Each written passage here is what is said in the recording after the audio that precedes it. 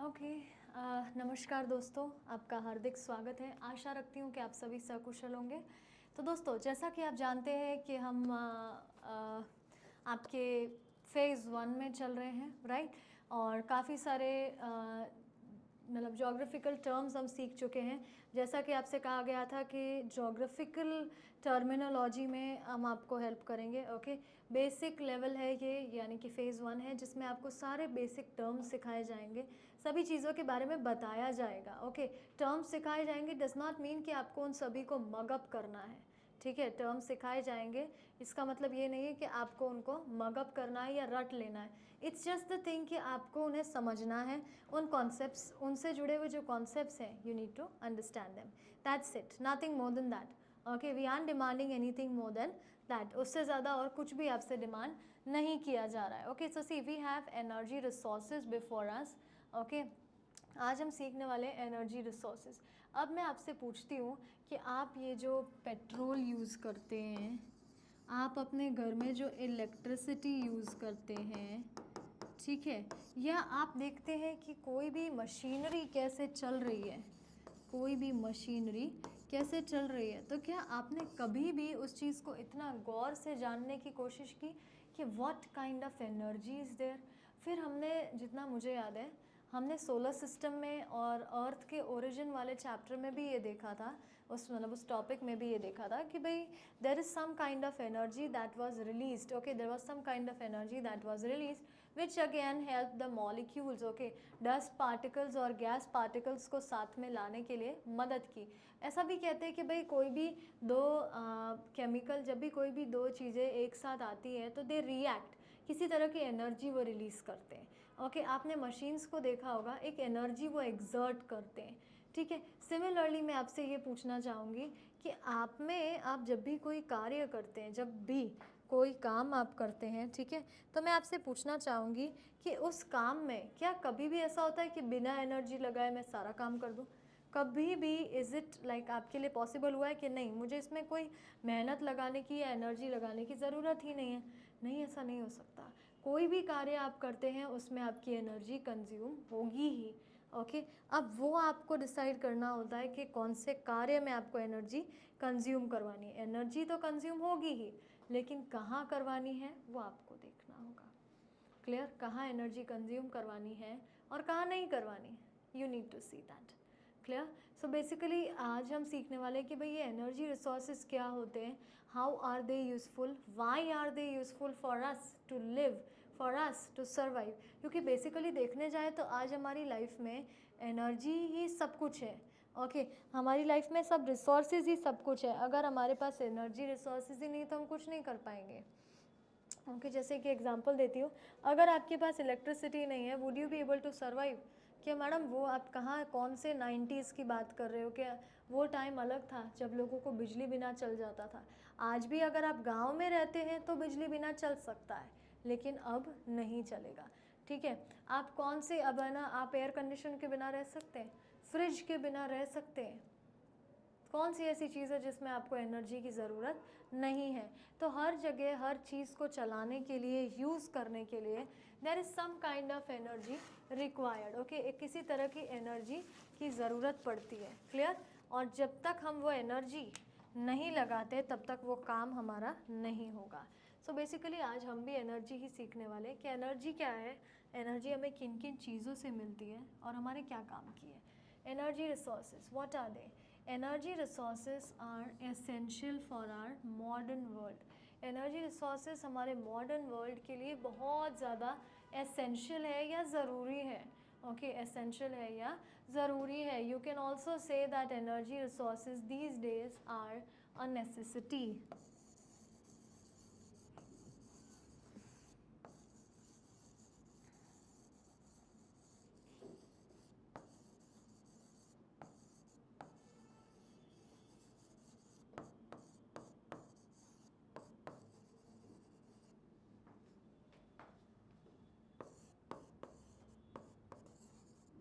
Energy resources are a necessity these days. Okay, energy resources are a necessity these days. Okay, necessity कहिए या essential कहिए, दोनों का मतलब एक ही होता है कि भाई आजकल एनर्जी रिसोर्सेस हमारे लिए एक अहम ज़रूरियात है। ठीक वैसे ही जैसे हमारे लिए ब्रीथ करना ज़रूरी है एक बंद जगह में, ओके, ताकि हमें घुटन ना हो, तो ठीक वैसे ही हमारे लिए एनर्जी रिसोर्सेज भी बहुत ज़रूरी है जो किसी तरह की एनर्जी हमें देते हो। Clear? They power our homes, okay sorry, they power our homes, हमारे घर को एनर्जी इलेक्ट्रिसिटी देते हैं, बिजनेसेस में इलेक्ट्रिसिटी मिलती है हमें, एंड ट्रांसपोर्टेशन, हम उस चीज़ का ट्रांसपोर्टेशन भी करते हैं। Is that clear? So I hope आपको पता चला होगा एनर्जी रिसोर्सेज है क्या एंड उनका हमारी ज़िंदगी में क्या इस्तेमाल है। अब एनर्जी रिसोर्सेज का इंट्रोडक्शन है ये, आइए ध्यान से समझते हैं क्या है। Energy resources are essential for modern life, they power our homes, industries and transportation. हर जगह हमें उनकी मदद से ही हम चल पाते हैं। उनकी एनर्जी है तो लाइट्स है, एनर्जी नहीं है तो कोई इलेक्ट्रिसिटी नहीं होगी, there will be no lights. Clear? There will be no lights, किसी भी तरह की लाइटिंग नहीं होगी। Then you have energy resources can be renewable और नॉन रीन्यूएबल। एनर्जी रिसोर्सेज जो होते हैं वो रीन्यूएबल भी हो सकते हैं, वो नॉन रीन्यूएबल भी हो सकते हैं। अब सबसे पहले तो ये समझ लीजिए रीन्यूएबल और नॉन रीन्यूएबल क्या होता है। रीन्यूएबल एनर्जी रिसोर्सेज का मतलब होता है कि जो वापस जनरेट हो सकते हैं, can regenerate quickly, can regenerate quickly. तो कि मैडम अब नॉन रीन्यूएबल, इसका उल्टा,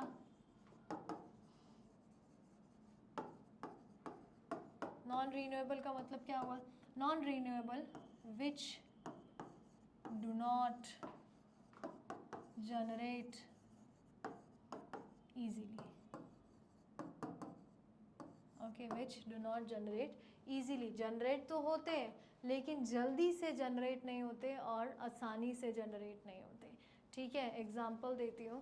ओके, इसमें आ जाएगा सन, विंड, वाटर से मिलने वाली एनर्जी, यानी कि solar energy, hydro energy. Okay, solar energy और हाइड्रो एनर्जी। क्लियर?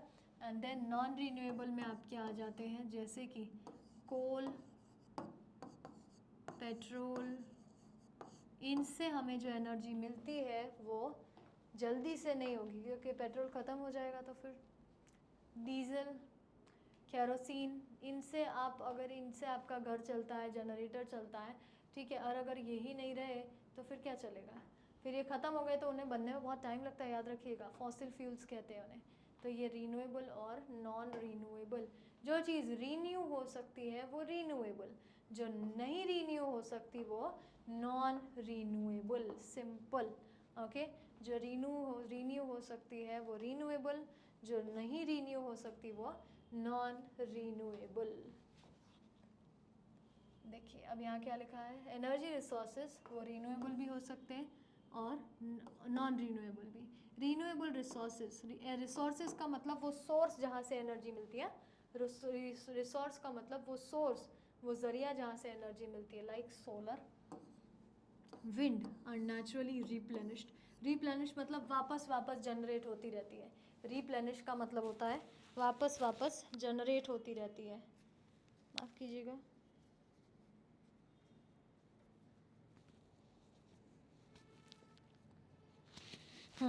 रिप्लेनिश का मतलब होता है वापस वापस जनरेट होती रहती है। क्लियर? नॉन रीन्यूएबल रिसोर्सेज, अब कैसे non renewable resources which are like fossil fuels, fossil fuels होते हैं, are finite and take millions of years to form. Okay, तो नॉन रीन्यूएबल रिसोर्सेज ऐसे होते हैं जैसे कि फॉसिल फ्यूल्स जो वापस जनरेट नहीं होते हैं, या फिर टेक मिलियंस ऑफ ईयर, यानी crores of years, lakhs of years to again rebuild, वापस बनने में। Okay, clear? So I hope आपको समझ आया होगा रीन्यूएबल क्या होता है, नॉन रीन्यूएबल क्या होता है। रीन्यूएबल के लिए आपके सामने एग्जांपल है solar energy, wind energy, okay, और हाइड्रो एनर्जी। हालांकि पानी भी कभी भी ख़त्म हो सकता है, लेकिन पानी तो ढूंढा जा सकता है। ओके, पानी तो ढूंढा जा सकता है, और शायद एक वक्त के बाद अगर पानी इंपोर्ट भी करते हैं तो there would be no issue. Okay, so renewable और नॉन रीन्यूएबल।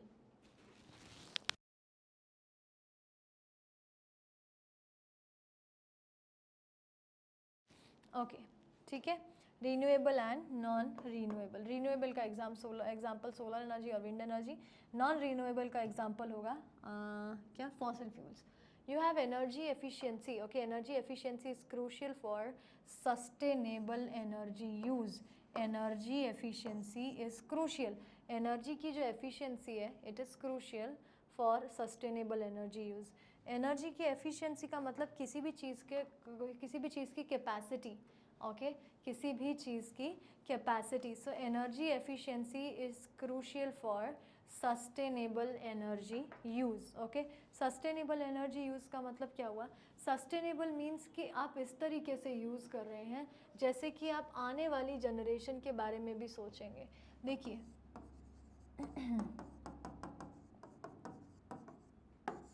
आप कहते हैं सस्टेनेबल प्रैक्टिस, ये भी टर्म्स है, सीखिए इन्हें। और एक है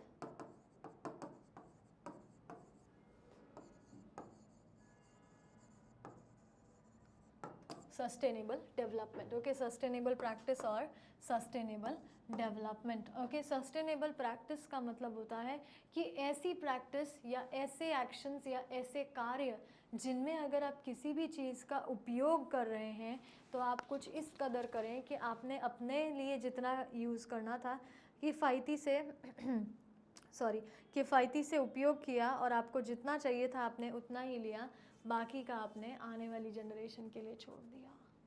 ओके, अब मैं ऐसा नहीं कह रही हूँ कि आप बचा के रख दीजिए, बिल्कुल यूज़ मत कीजिए, लेकिन कुछ इस कदर, जैसे कि मान लेते हैं अब हम यहाँ से 1 किलोमीटर की दूरी पर वॉकिंग या साइकिलिंग करके भी तो जा सकते हैं ना। Why you need a 2 wheeler? आप क्यों पेट्रोल बर्बाद करना चाहते हैं?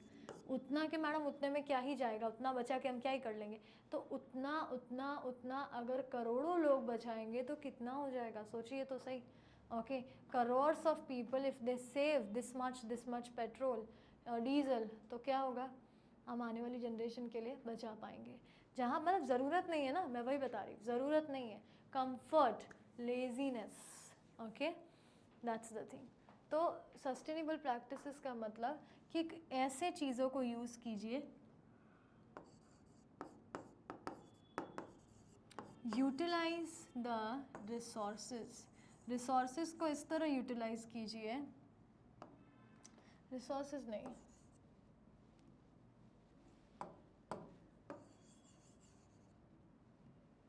actions carried out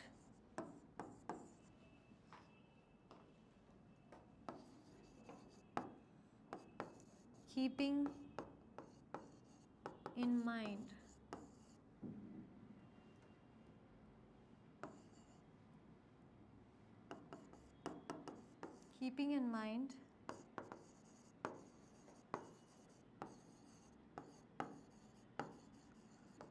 the needs of future generation. Sustainable practice, okay, actions carried out keeping in mind the needs of future generation. आपको एक बकेट पानी चाहिए तो आप एक ही लीजिए, उसकी जगह आप 2 क्यों ले जा रहे हैं? The other one is fully going to be waste. Okay, so that is why it is said कि ऐसे activities carry out कीजिए, ऐसे काम कीजिए कि you think about the future generation. Okay, उनकी ज़रूरतों के बारे में आप एक ख्याल दें. Okay, you think about them. Give me a minute.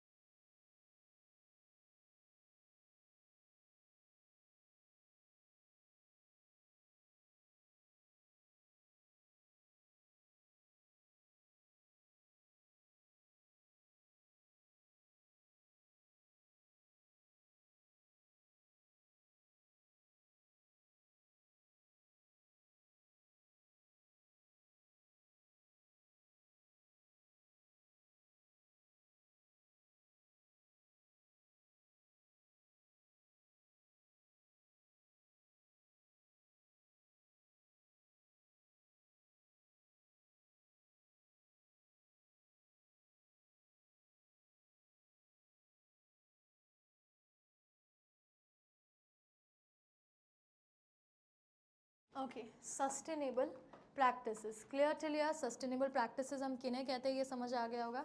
अब है सस्टेनेबल डेवलपमेंट। अब सस्टेनेबल डेवलपमेंट क्या हुआ, तो इसका मतलब ये हुआ कि यूटिलाइज, देखिए मैंने एक भी जगह यूज नहीं लिखा है, utilise the resources, keeping in mind the needs of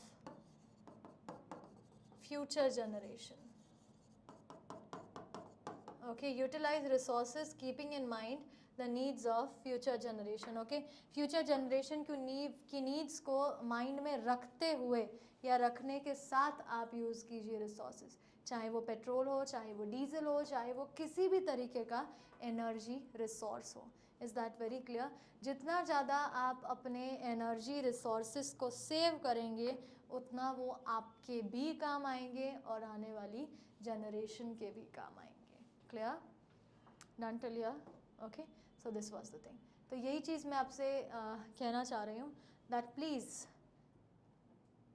understand कि सस्टेनेबल नीड्स का या सस्टेनेबल प्रैक्टिसेस का या सस्टेनेबल डेवलपमेंट का मतलब क्या है। अगर मैं आपके साथ थोड़ा सा डिस्कस करूँ तो सी, आज आपको पता है कैसी कंडीशन है। आज हम ऐसा कर रहे हैं कि हम ना मॉडर्नाइजेशन के नाम पे we are killing the environment. अब वो कैसे, वो बताती हूँ। देखिए कैसे कि भाई आजकल हम ना मॉडर्न लाइफ जीने के चक्कर में या हमारी कंट्री को डेवलप्ड बनाने के चक्कर में, ओके आपने देखा है कभी बड़ी बड़ी कंट्रीज़ को, या जैसे मैं बताती हूँ कुछ डेवलप्ड कंट्रीज़ का नाम, चाइना को आपने देखा है, आपने यूएस से देखा है, कभी आप विज़िट किया है आपने, वहाँ पे कितनी बड़ी बड़ी बिल्डिंग्स होती है, कितनी मल्टीनेशनल कंपनीज़ हैं। Have you ever visited? कभी आप जाएंगे ना तो देखना वहाँ पे इतनी बड़ी बड़ी मल्टीनेशनल कंपनीज़ होगी और है ना इतनी बड़ी बड़ी बिल्डिंग होगी। वहाँ रहने के लिए घर भी लोगों के से सीधे साधे नहीं होंगे, वो भी ऐसे एकदम हाई फाई होंगे और ऐसे होंगे, राइट? कभी नोटिस करना आप। तो बस वही चीज़ हम भी करने की कोशिश कर रहे हैं। Although we are a developing country, लेकिन हम भी बहुत सारी चीज़ें डेवलप करने के बारे में सोच रहे हैं कि भाई हम नई नई बिल्डिंग्स बनाएं, बड़ी बड़ी बिल्डिंग्स बनवाएं, ठीक है, ये सब हम सोचते हैं। क्लियर? सो अब ये सब हम सोचते हैं, ये सब हम करते हैं, राइट? लेकिन आपने नोटिस किया कि उसके लिए हम कितने ट्रीज़ कट कर रहे हैं? आपने नोटिस किया उसके लिए हम कितनी एग्रीकल्चर करने वाली लैंड को डिस्ट्रॉय कर रहे हैं? आपने नोटिस किया कि उसके लिए हम न जाने कितने पुअर पीपल के घर उजाड़ रहे हैं कि ये ज़मीन हमको चाहिए, आप हमें दे दो। क्लियर? सो ऐसे हम क्या कर रहे हैं, we are doing development at the cost of the environment. Okay, इतना ही नहीं, आपने अब कभी सोचा है कि जितनी ज़्यादा हम इंडस्ट्रीज़, हम सेल्फ रिलायंट बनना चाहते हैं, मना नहीं है, हम सेल्फ रिलायंट बनना चाहते हैं, मतलब हम सब कुछ खुद से ही मैन्युफैक्चर करना चाहते हैं, हम कुछ भी चीज़ इंपोर्ट नहीं करना चाहते। It's a good idea, very good idea, बहुत बढ़िया आइडिया है ये। ओके, सो लेकिन इंडस्ट्रीज़ जो है हम जितनी ज़्यादा बिल्डअप कर रहे हैं, आपको पता है वो कितना पोल्यूशन क्रिएट करेंगी? अभी जितनी है उनकी वजह से ऑलरेडी हमारी कंट्री का पोल्यूशन रेट हाई है, ठीक है, लेकिन बाकी अब आगे आने वाली टाइम में कितना हो जाएगा। दूसरा, हमारे यहाँ पे अब ज़्यादा से ज़्यादा स्किल्ड लेबर की मांग है, स्किल्ड लेबर की मांग हो रही है, तो एंटरप्रेन्योर्स का क्या है ना, हमें सबको चाहिए काम करने वाले। ओके, हम सबको चाहिए जो हमारे लिए काम करे, हमें ऐसा कोई नहीं चाहिए जो अपने लिए काम करे। क्यों? Okay, so basically what I am trying to tell you is कि इससे हम क्या कर रहे हैं कि भाई हम ज़्यादा से ज़्यादा हम एनवायरनमेंट को डिस्ट्रॉय कर रहे हैं, प्लास्टिक से बनी चीज़ों को ज़्यादा से ज़्यादा बनाए जा रहे हैं हम, तो लोग ऐसे उसे यूं ही थ्रो कर रहे हैं। खाने की अगर बात कीजिए तो n number of food items are being included to the food list. Food industry में न जाने कितनी ही कंपनीज ऑलरेडी है और कितनी और आने की कोशिश कर रही हैं, समझ रहे? तो वो एक चीज़ है। तो भाई लोग जितना ज़्यादा खा रहे हैं वो गलत नहीं है, अच्छा नहीं खा रहे हैं। कैसी चीज़ों को ज़्यादा बढ़ावा मिल रहा है? Fast food, junk food. आपको पता है मैंने फास्ट फूड क्यों बोला? क्योंकि वो एक ऐसा फूड है जो आपको फास्ट मिल जाता है, जल्दी मिल जाता है, isn't it? So that's the thing. Okay, so trees, agriculture and poor, okay, and poor, ये सब हमने देख लिया, ठीक है। तो वो पोल्यूशन बढ़ा रहे हैं। तो बेसिकली हम क्या कर रहे हैं कि हमारी जो एग्रीकल्चर लैंड है ना, हम सोच रहे हैं हमें खुद उगाने की कोई ज़रूरत नहीं है, इसकी जगह यहाँ पे बिल्डिंग्स खड़ी कर दो ताकि लोगों को एम्प्लॉयमेंट मिल सके। और उसके सामने आप जो करने जा रहे हैं ना, वो रिच यानी अमीरों को और अमीर बनाएगा और गरीबों को और भी ज़्यादा गरीब। Clear? Rich will become richer, poor will become poor, ठीक है। अब इससे क्या होगा? अनएम्प्लॉयमेंट, क्योंकि जो पुराने वर्कर्स हैं जिन्हें आज की जनरेशन सा काम नहीं आता, तो वो तो बेरोज़गार हो जाएंगे।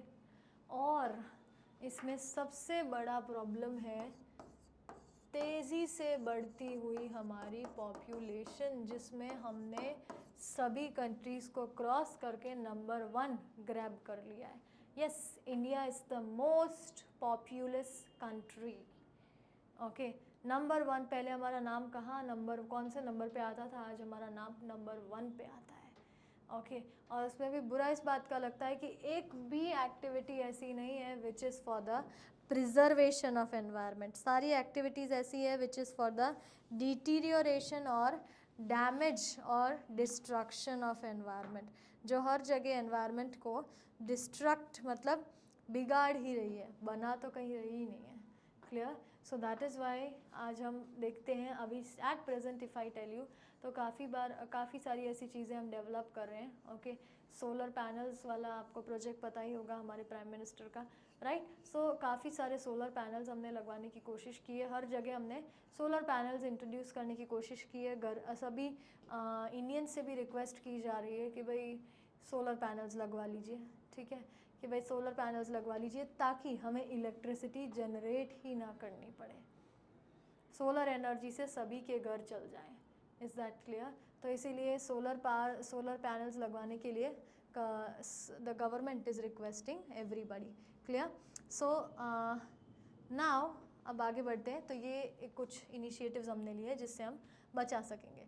ओके, सो अब क्या लिखा है? Energy efficiency is crucial for sustainable energy use, reducing energy consumption conserves resources and minimises environmental impact. Okay, reducing energy consumption जो है वो रिड्यूस करते करते कंजर्व्स रिसोर्सेज, ओके, रिसोर्सेज को कंजर्व करता है एंड मिनिमाइजेज एनवायरमेंटल इम्पैक्ट। और साथ ही साथ इससे क्या होगा, हमारा जो मतलब पता है आपको, वो कोल द्वारा ना जो एनर्जी तो रिलीज़ की जाती है, लेकिन उसके बाद क्या होगा कि वो जो हम पोल्यूशन को बढ़ावा दे रहे हैं, वो काला धुआं निकलता है। वो काला धुआं पोल्यूशन का बहुत बड़ा रीज़न है, हमारे यहाँ पोल्यूशन, बढ़ते पोल्यूशन का, है ना। इसीलिए तो आप देखिए हम इलेक्ट्रिक व्हीकल्स यूज़ करने के लिए रिक्वेस्ट कर रहे हैं। हमने एक मतलब हमारे प्राइम मिनिस्टर ने एक स्कीम चालू की है, एक पेड़ माँ के नाम, that means to grow more and more trees, right. So ये सब चीज़ें हम करते आ रहे हैं। तो बेसिकली इन सब से क्या होगा कि कंजर्व रिसोर्सेज, ओके, जितनी ज़्यादा आप कम एनर्जी यूज़ करेंगे ना, उतना ज़्यादा रिसोर्सेज बचेंगे। आप मतलब जैसे ज़रूरत नहीं है तो पंखा बंद कर दीजिए, घर से बाहर निकल जाते हैं रूम से, फिर क्यों पंखा लाइट चालू रहता है।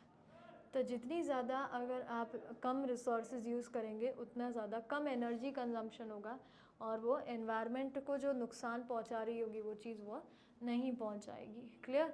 आपको पता है आपके रेफ्रिजरेटर्स यूज़ करने से, आपके ना एयर कंडीशनर्स यूज़ करने से it creates such a lot of problem.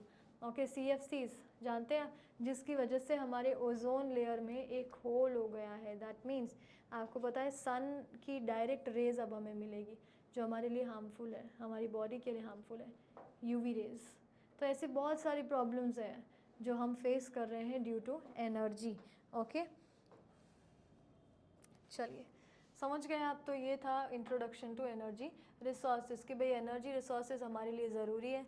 Energy resources renewable non renewable दोनों हो सकते हैं, और एनर्जी रिसोर्सेज का कम यूज़ करने से क्या होगा, तो एनवायरमेंटल इम्पैक्ट कम हो जाएगा। अब रीन्यूएबल एनर्जी रिसोर्सेज के बारे में जानते हैं। Renewable energy sources are naturally replenished, खुद से ही हो जाते हैं, हमें नहीं करने पड़ते, खुद से ही हो जाते। देखो, hydro energy, solar energy, wind energy, did you notice? Hydro energy, solar energy and wind energy. देखिए, making them sustainable and environmental friendly. अब हकीकत में सिर्फ सस्टेनेबल का मतलब होता है टिकाऊ, ओके कि भाई आप ऐसा काम कीजिए, जैसे अभी हमें डरना पड़ रहा है ना कि शिट अब तो एनर्जी अगर फिनिश हो गई, इन केस अगर like it's a very bad thing. Okay हमें ऐसा हो जाता है ना, अभी जैसे हमें हो रहा है कि भाई नहीं, एक दिन अगर ऐसा आया कि हम एनर्जी नहीं ले पाए, तो हमें फॉसिल फ्यूल से या किसी से भी एनर्जी मिली ही नहीं, तो हम क्या करेंगे? Isn't it we are scared. So अब वो चीज़ आएगी ही नहीं, अब वो चीज़ आएगी ही नहीं। क्यों? क्योंकि वो चीज़ लंबी चलेगी। सोलर एनर्जी कभी ख़त्म होने वाली? कभी नहीं होगी। विंड एनर्जी कभी ख़त्म होगी? नहीं होगी। वाटर एनर्जी नहीं, बहुत वक्त है उस चीज़ में, है पर बहुत वक्त है, ठीक है, ख़त्म तो हो जाएगा पर वक्त है उस चीज़ में। देन और एनवायरमेंटली फ्रेंडली होते हैं। अब भाई सोलर एनर्जी जनरेट करने से कुछ भी बर्बाद नहीं होता, सब कुछ हमारे लिए पॉजिटिव ही है, उसमें कुछ भी बर्बाद नहीं होता, सब कुछ पॉजिटिव ही रहता है उसमें, ठीक है। पॉजिटिव ही रहता है मतलब कि जैसे कोई पोल्यूशन नहीं हो रहा होता, किसी तरह का कोई वेस्टेज नहीं होता जिससे पर्यावरण को नुकसान हो। They are derive from ongoing natural processes. Derive मतलब किन से मिलती है हमें वो एनर्जी? तो ऑन गोइंग नेचुरल प्रोसेसेस, अभी जो नेचुरल प्रोसेस चल रही है, सोलर रेडिएशन, सूरज का हमें रोशनी देना, विंड पैटर्न्स, हवा चलना, और वाटर साइकिल्स, पानी क्या बहना।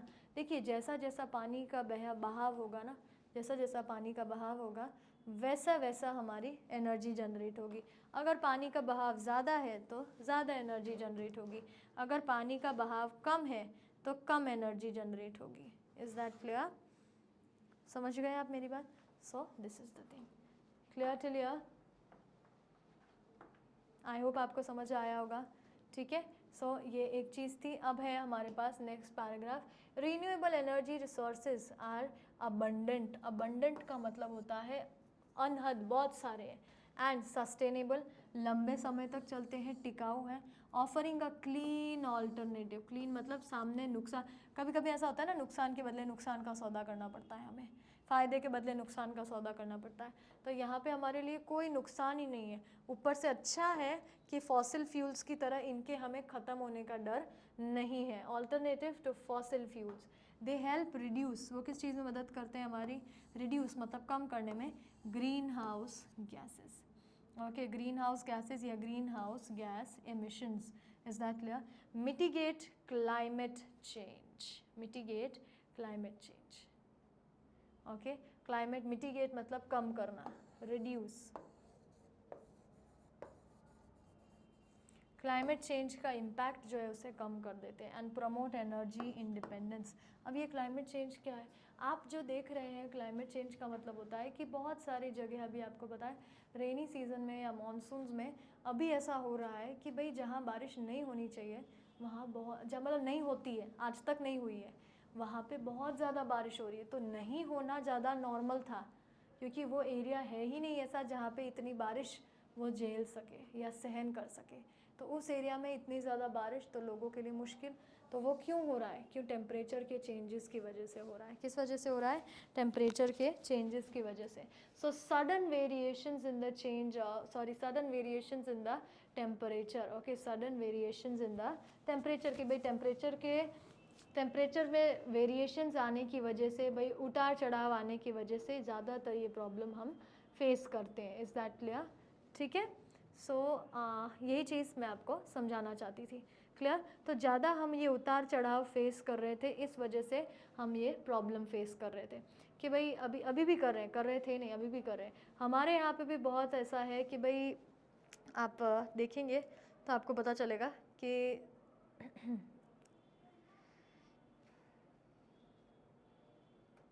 अगर आप पता करने की कोशिश करेंगे ना तो आपको आइडिया आएगा इन सब चीज़ों का कि भाई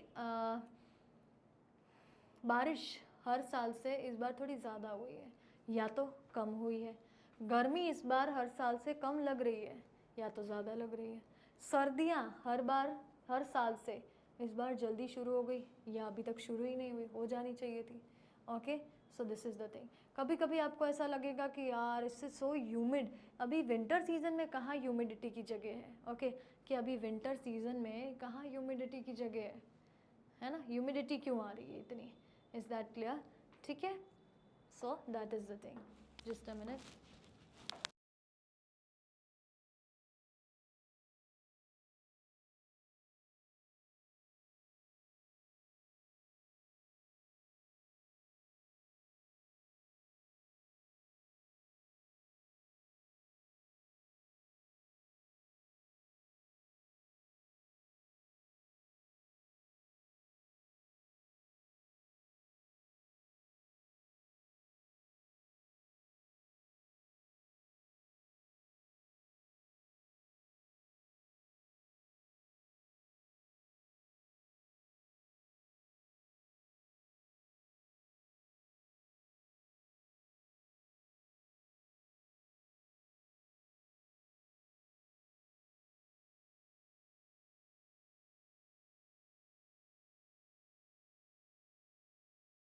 ओके, क्लियर। सो अभी आप देखना कि सडन वेरिएशंस की वजह से आप परेशान होंगे, बहुत ज़्यादा ऊपर नीचे हो रहा होगा, राइट। तो अभी ये जो चेंज ऑफ टेम्परेचर आया है, चेंज ऑफ रेनफॉल आया है, चेंज ऑफ वेदर आया है, उन्हीं की वजह से ये क्लाइमेट चेंज जैसी प्रॉब्लम खड़ी हुई है।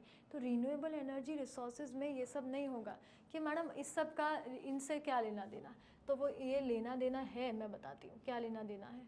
आपको पता है, आप कोई भी एनर्जी का अप्लायंस, ओके, कोई भी आप अप्लायंस, इलेक्ट्रिकल अप्लायंस यूज़ करते हैं, ओके, वो किसी तरह की एनर्जी एमिट करता है, वो किसी तरह की एनर्जी रिलीज़ करता है। अब वो एनर्जी है, उसमें कुछ गैसेस होते हैं, ओके, उसमें कुछ गैसेस होते हैं, और वो एनर्जी या तो बहुत ज़्यादा प्रेशर वाली होगी या फिर नहीं होगी, ठीक है। तो अब वो बहुत ज़्यादा प्रेशर वाली होती है, जाके वो हमारे एटमॉस्फेयर में मिल जाती है, ओके, हमारे एटमॉस्फेयर में से छोड़, आप देखना सारे गैसेस वगैरह यूं ही छोड़ दिए जाते हैं, तो वो हमारे एटमॉस्फेयर में मिल जाएगी। तो एटमॉस्फेयर में वो इतनी गर्म एनर्जी छोड़ने की वजह से जो हीट है वो बढ़ जाएगी।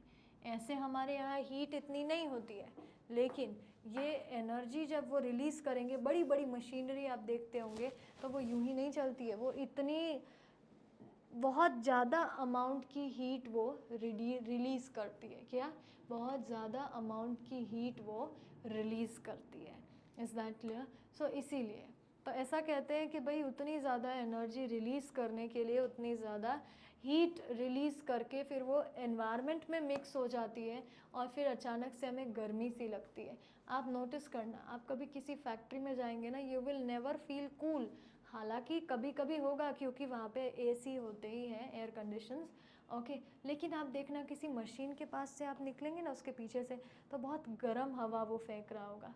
तो क्या है? That is the energy consumed, वो एनर्जी है, ठीक है, that is the energy consumed. वो एक तरह की एनर्जी है जो उसके द्वारा रिलीज़ की जा रही है, ओके, जो एनर्जी उसके काम की नहीं है, उसे जितनी चाहिए थी उतनी मिल गई, जितनी उसके काम की नहीं है उसने वो छोड़ दी। Is that very clear? ठीक है। सो इसीलिए तो अब वो एनवायरनमेंट में मिक्स हो जाएगी, तो एक्चुअली ये मिक्स होने की भी जो क्वांटिटी है ना, वो इतनी ज़्यादा बढ़ गई कि अब एनवायरनमेंट कंट्रोल नहीं कर पाया, और हमें उल्टे सीधे उसके कॉन्सिक्वेंस दे रहा है।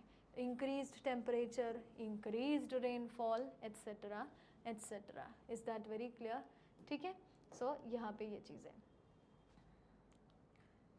ओके। अब आगे बढ़ते हैं, ठीक है। नेक्स्ट चीज़ हम देखते हैं यहाँ पे, ओके। तो इसीलिए यहाँ पे अब क्लाइमेट चेंज का नाम आया है, क्योंकि क्लाइमेट लगभग जल्दी से चेंज नहीं होता, वेदर चेंज होता है, लेकिन अब तो क्लाइमेट चेंज हो रहा है, मतलब कितना बुरा प्रभाव होगा, मतलब कितना बुरा असर पड़ रहा होगा, वो बताया गया है। क्लियर? मतलब कितना बुरा प्रभाव, कितना बुरा असर पड़ रहा होगा, ये हमें बताया गया है। Is that very clear? Okay.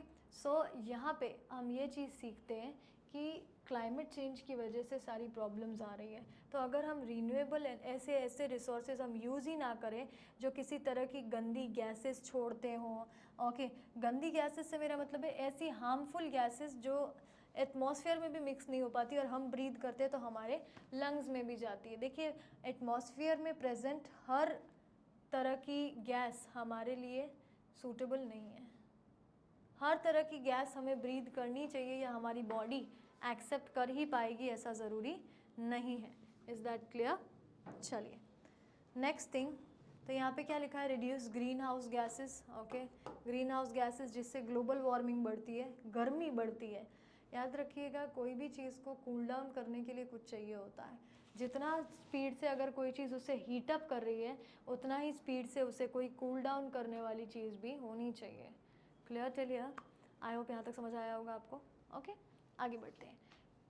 They help reduce green house gas emissions, mitigate मतलब रिड्यूस क्लाइमेट चेंज कम कर देगा, एंड प्रमोट एनर्जी इंडिपेंडेंस।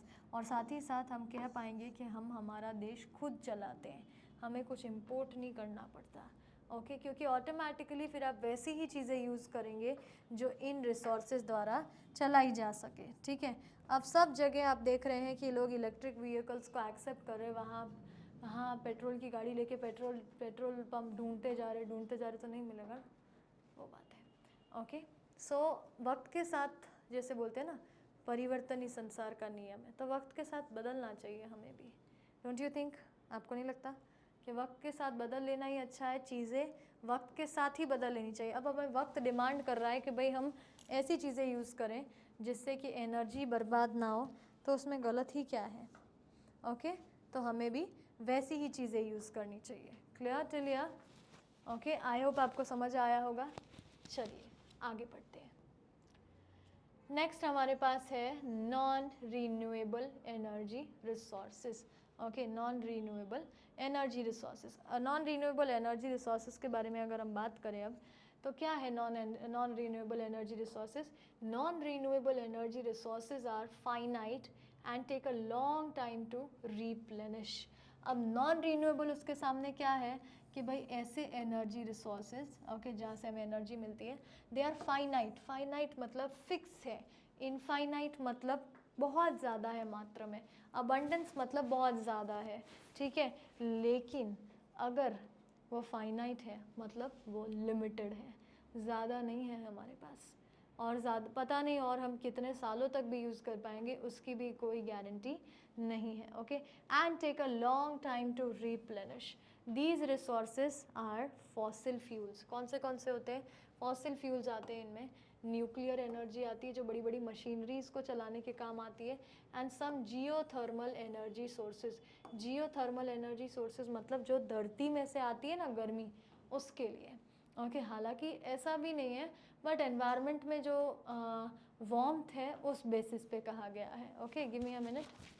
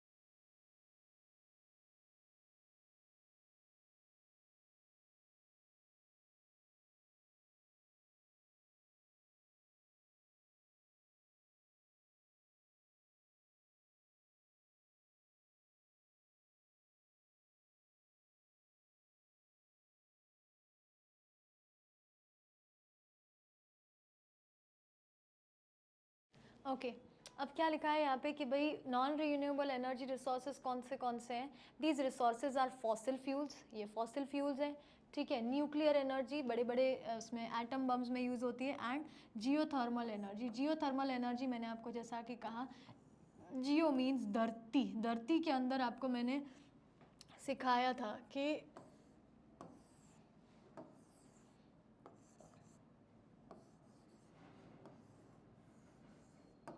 ये जो है मेंटल, इसमें लावा है। क्या है? लावा है, जो उबलता रहता है, उबलता रहता है, उबलता रहता है, इतना गर्म लावा है इसमें।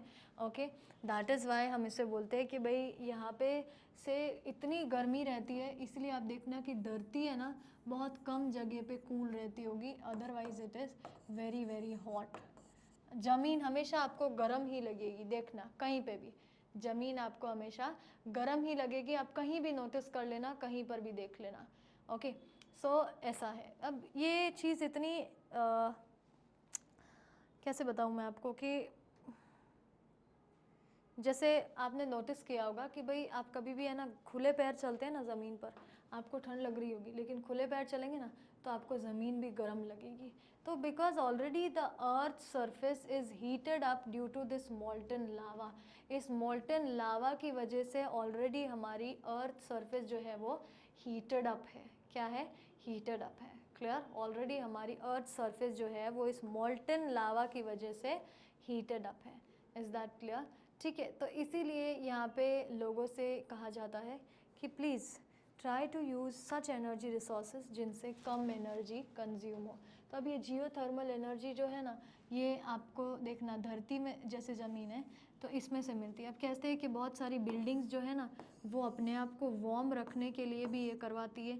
बहुत सारे हाउसेस ऐसे हैं जो अपने आप को वार्म रखने के लिए ज़मीन में से डायरेक्ट हीट उनको मिल सके ऐसा करते हैं। ठीक है, ऐसे बहुत सारी जगह है जहाँ पे ये यूज़ किया जाता है, जहाँ पे आपको ज़मीन में से जो हीट निकल रही है ना उसका उपयोग किया जाता है। Is that clear? So this was the thing. Okay, तो यहाँ पे जियोथर्मल एनर्जी इस तरह से लिखी। अब ये जियोथर्मल एनर्जी तो मान लेते हैं चलो कि भाई but it would and someday, एक दिन तो ख़त्म होगी, क्योंकि हम जो नीचे से जो हमें हीट मिलती है उससे हम एनर्जी जनरेट करते हैं। क्योंकि हीट, ये मान लेते हैं ये हीट अगर किसी दिन शांत हो गई तो हम क्या करेंगे? मान लेते हैं हमने क्लाइमेट चेंज जैसी प्रॉब्लम के साथ डील कर लिया तो उतना टेम्परेचर राइज ही नहीं होगा, और उतना टेम्परेचर अगर राइज नहीं हुआ तो हमें मिलेगी ही नहीं एनर्जी।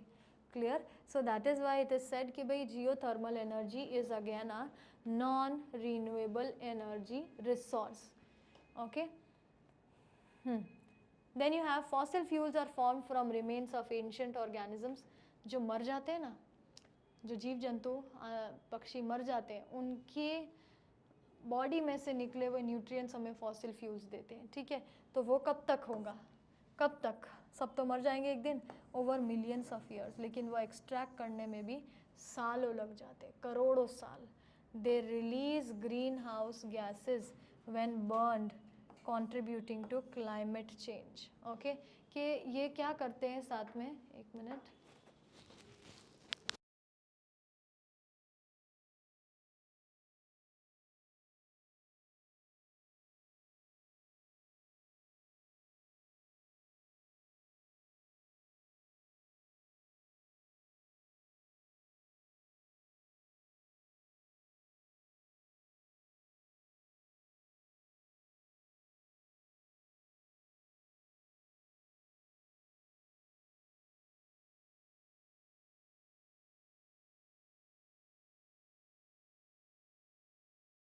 क्या लिखा है? They release greenhouse gases when burn contributing to climate change. तो ये सब तो ठीक है, प्रॉब्लम कहाँ आती है कि फॉसिल फ्यूल्स को जब आप यूज़ करते हो ना तो आप देखते हो कि अलग अलग जगह से ना अलग अलग धुआं निकलता है, अलग अलग तरीके का स्मोक निकलता है। तो ये स्मोक इन फॉसिल फ्यूल्स में से ग्रीन हाउस गैसेस के नाम पे निकलता है, यानी ऐसी गैसेस जो एनवायरनमेंट को पोल्यूट करती है। तो अगर आप ये जितना ज़्यादा ये फॉसिल फ्यूल्स यूज़ करेंगे उतना ज़्यादा आप ग्रीन हाउस गैसेस कर रहे हैं, कि ग्रीन हाउस गैसेस एमिट कर रहे हैं, तो छोड़ दीजिए, उन्हें यूज़ ही मत कीजिए। सोलर एनर्जी में से ऐसी कोई गैसेस जनरेट नहीं होती, विंड एनर्जी में से भी नहीं, और हाइड्रो एनर्जी में से भी नहीं। तो आप ऐसे रिसोर्सेज यूज़ कीजिए that emit no gases, okay, जो किसी भी तरह की कोई भी गैस एमिट नहीं करते हैं, okay, when burn contributing to climate change. इसीलिए हमें नॉन रीन्यूएबल एनर्जी रिसोर्सेज को यूज़ नहीं करना चाहिए। ओके, अब देखिए सोलर एनर्जी के बारे में हम कुछ जानते हैं। ठीक है, solar energy is okay, let me see, harnessing sunlight. Okay, सबसे पहले harnessing sunlight, solar panels convert sunlight directly into electricity, direct convert कर देते हैं, किसी को करने की ज़रूरत नहीं, वो खुद ही कर देते हैं। Solar energy systems come in a variety of sizes ranging from small residential systems to large scale utility scale solar farms. Okay, पता है कैसा होता है कि ये जो नॉन रीन्यूएबल एनर्जी रिसोर्सेज है ना, ये है ना, हम ज़्यादा लंबे एरिया तक भी वो सप्लाई नहीं कर पाते एनर्जी, हमें हर थोड़ी थोड़ी जगह लगाना पड़ता है, तो वो हमारा कॉस्ट, ओके, कॉस्ट एक्सपेंस हमारा बढ़ जाता है। ठीक है, वो जगह जगह जाके हमें ये लगवाना पड़ता है कि जिससे कि एरियाज़ में एनर्जी पहुंच सके, इलेक्ट्रिसिटी पहुंच सके। ठीक है, तो यहाँ पे सोलर एनर्जी में क्या है, सबसे पहला इसका फीचर है कि भाई हम सनलाइट जैसे ही सोलर पैनल्स पर पड़ती है ना तो डायरेक्ट वो उसे क्या बोलते हैं, इलेक्ट्रिसिटी में कन्वर्ट कर देते हैं, ठीक है। इलेक्ट्रिसिटी में कन्वर्ट कर देते हैं, उसके बाद वो उस इलेक्ट्रिसिटी में कन्वर्ट करने के बाद क्या होता है कि वो हमें इलेक्ट्रिसिटी दे पाते, डायरेक्ट एनर्जी हमें दे पाएंगे, तो उसमें कोई लॉस ही नहीं हमारा, ठीक है। दूसरी बात ये है कि ये अलग अलग साइज़ में आते हैं and they cover a large area. इनका साइज़ कितना भी हो, ये एक साथ बहुत लंबे एरिया को एनर्जी दे पाते हैं, एनर्जी सप्लाई कर पाते हैं, क्लियर।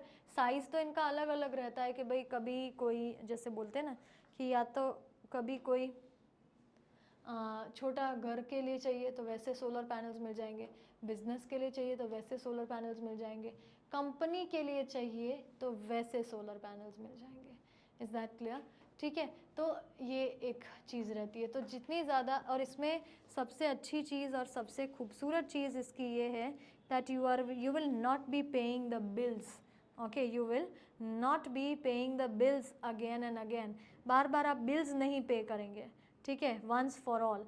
एक बार अगर आपने ये सोलर चार्ज लगवा दिया तो जैसे जैसे धूप आएगी वैसे वैसे वो एनर्जी जनरेट करके अपने पास रखता जाएगा। Is that very clear?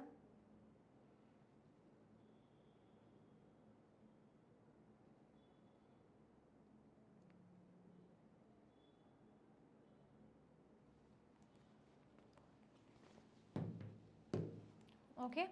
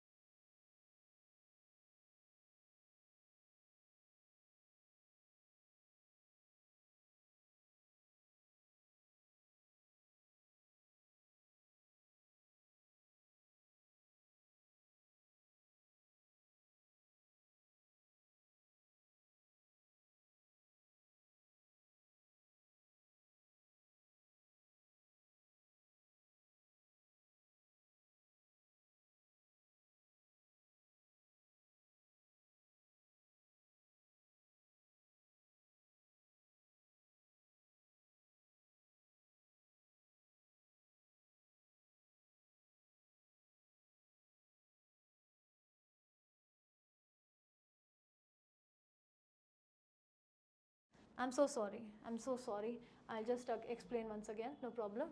See, इसके क्या बेनिफिट्स हैं वो भी हम जान लेते हैं, ठीक है। सबसे पहला बेनिफिट्स है कि भाई ये एनवायरनमेंट फ्रेंडली है। जैसे मैंने आपको बताया फॉसिल फ्यूल्स को जब आप यूज़ करते हैं ना तो वो एक तरह की गैस एमिट करते हैं जो है ग्रीन हाउस गैसेज। और ग्रीन हाउस गैसेज कैसी होती है, वो global warming, okay, green house gases कैसी होती है, वो ग्लोबल वार्मिंग को वो करेगी, क्या बोलते हैं उसे, ग्लोबल वार्मिंग से हमारे अर्थ को हीट अप करती है, हमारी सरफेस को हीट अप करती है। क्लियर? तो इसीलिए ग्रीन हाउस गैसेस एमिट करने वाले रिसोर्सेज हमें यूज़ नहीं करने चाहिए। ठीक है, अगर हमें उस चीज़ का, अगर हम वो रिसोर्सेज यूज़ कर रहे हैं, ठीक है, अगर हम वो रिसोर्सेज यूज़ कर रहे हैं जो ग्रीन हाउस गैसेस एमिट कर रहे हैं, तो पहली बात तो वो फाइनाइट है, यानी लिमिटेड है। दूसरी बात ये होगी कि वो हमें नुकसान पहुंचा रहे हैं। लेकिन अगर मैं सोलर एनर्जी की बात करूं तो वो रीन्यूएबल एनर्जी रिसोर्स है सबसे पहला तो, और वो क्लीन सोर्स है, कहीं पे से भी वो कोई ग्रीन हाउस गैसेस एमिट नहीं करता है। साथ ही साथ इसकी वजह से मतलब कोई पोल्यूशन भी नहीं होता उससे, और इसके साथ साथ हम क्लाइमेट चेंज को भी कम कर पाएंगे, रिड्यूस कर पाएंगे। उसका जो इम्पैक्ट हमें सहन करना पड़ रहा है वो है increased temperatures. Okay, increased temperatures. C क्या लिखा है? Growing demand. The demand for solar energy is growing rapidly.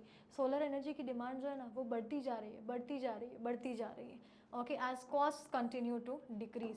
और कॉस्ट की बात करते हैं तो वो डिक्रीज होते चले जाते हैं। ओके, कॉस्ट की यानी कि खर्चे की हम बात करें तो वो कम होती जा रही है।